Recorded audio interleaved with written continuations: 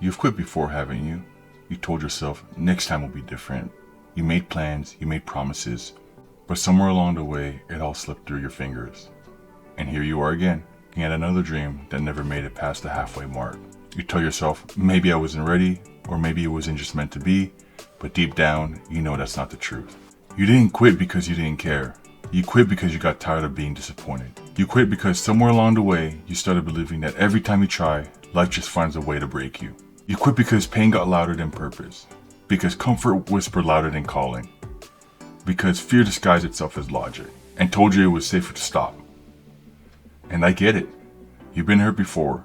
You've given your heart to things that didn't work out. You failed in front of people who expected you to win. You put in effort that no one saw. You've cried in silence and smiled in public. So quitting felt easier. It felt like peace. But it wasn't peace. It was giving up. And every time you quit, a small part of you dies. The part that believed you were capable. The part that believed you could still win. But listen to me. You're not broken because you've quit before. You're human. Everyone is. And being human means you get to start again. It means you get to rise again. It means you get to rewrite your own story. You see, quitting was never your problem. The problem was you've never learned how to stay. How to stay when it hurts. How to stay when it's slow. How to stay when your progress is invisible and your faith is thin. You thought staying meant being perfect. But staying just means you refuse to walk away, even when you're scared. You don't need to be fearless. You don't need to be perfect. You just need to be faithful. You just need to whisper to yourself, hey, I'm not giving up this time. Because that's how you turn it around. Not by waiting for motivation, not by waiting for the perfect moment, but by showing up when you least feel like it. By proving to your own heart that you can still keep a promise to yourself. You want to know what's on the other side of not quitting? Peace, confidence, self-respect. Not the kind that comes from winning, but the kind that comes from knowing you didn't give up this time. You'll start trusting yourself again. You'll start believing again. You'll start walking differently.